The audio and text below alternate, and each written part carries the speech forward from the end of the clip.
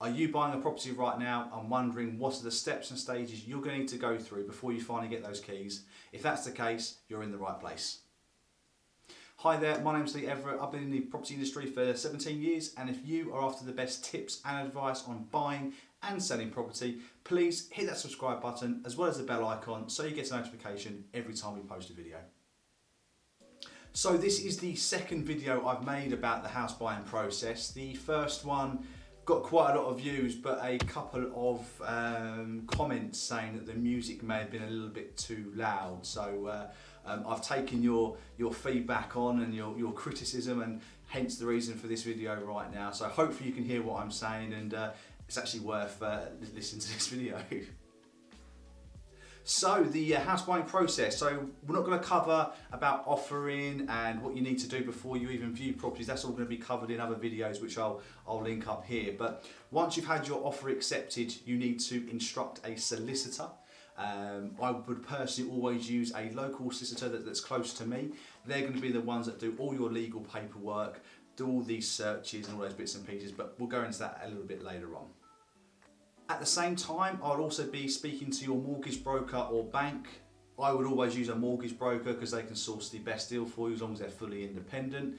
You need to tell them the address of the property that you're buying, the estate agent you're buying it through, and the price. They'll send out some questionnaires for you to fill in and stuff like that. But very important, you tell your broker as soon as your offer's accepted, the property that you're buying and all the information that they need. So your broker will be going away and doing all the financial bits and pieces that you need to, or they need to do for you and on behalf of the lender. But one of the first things that will happen is you'll instruct your solicitor. They'll send out to you a welcome pack and the details of the transaction that you need to fill in. You'll also need to give them a small deposit to start the ball rolling, and that may be £50, £100. And some solicitors will ask for your search fees straight away. But what are searches? Searches are a couple of reports or a few reports that your lender, your bank, will want you to do as a minimum.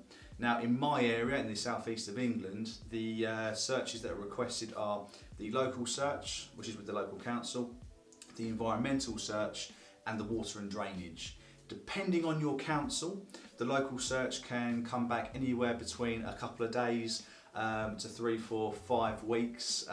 We're going through a pandemic at the moment, so things are taking a little longer. If you're interested in knowing how long things are taking, then I'll link a video up here for that. So while you're waiting for the survey to be done and the mortgage offer, the seller of the actual property will be filling out lots and lots of information that your solicitor is going to want to know. That's going to include stuff like the fixtures and fittings forms as to what stuff in the property is going to be left. There'll be the property information questionnaire, which is a 5-6 page report of the basic knowledge of the property that the owner can tell you. And there'll also be a draft contract, or draft papers they're called sometimes, which are basically the contract, the draft form of the contract that you're going to sign eventually to then buy the property. Sometimes when that draft contract comes in and those forms come in from the seller solicitors to your solicitors, there may be some questions or inquiries, as the legal profession like to call them. These questions could be anything to do with the forms that have been filled out by the seller, some wording on the contract that your solicitor is not quite happy with, anything like that really.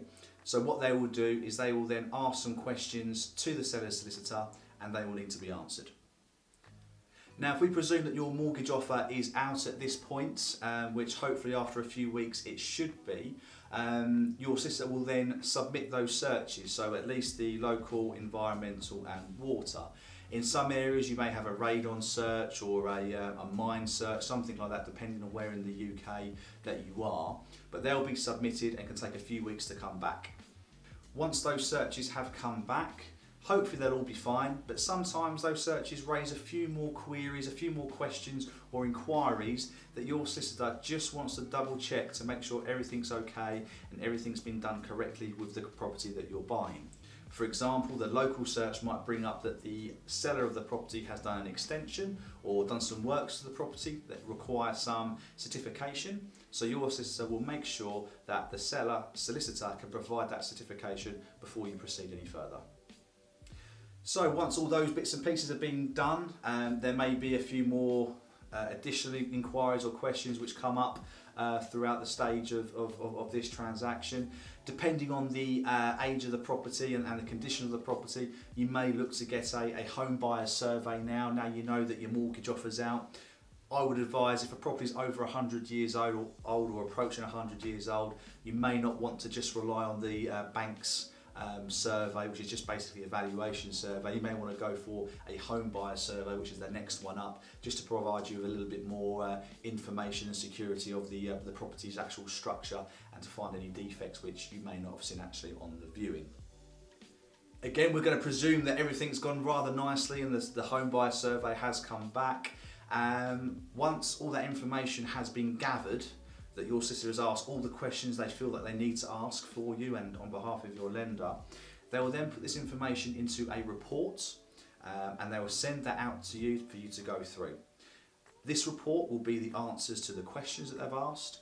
It will be the fixtures and fittings form to make sure you're happy with what's being left, and all the searches that they've found for you to go through. If you're happy with that, they will ask you to sign your contract, which doesn't mean you're exchanging contracts, it just means that it's signed in readiness, and they may also ask for your deposit.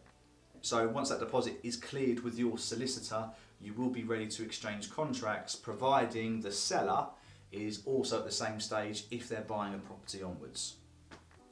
So exchanging contracts is the point where everybody is legally bound to buy and sell to each other. Before you exchange contracts, you will agree a completion date. That completion date will be the actual day that you take ownership of that property.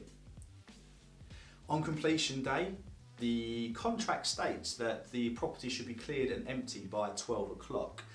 In an ideal world, the owner would have moved out by then, dropped the key in with the estate agent, but generally the estate agent will give you a phone call once they have heard that the transaction has completed and you can get your keys. So I hope this video has been helpful. I hope the music's not too loud and I've talked loud enough and made sense. If you have any questions, please pop them in the comment section below. Please hit that subscribe button. We're 320 subscribers at time of recording, which I'm really proud about, so thank you so much. Thank you again for watching. Any ideas you want me to do for a video, please let me know, because it's quite hard to think of these. Thanks for watching, and I'll see you soon. Take care.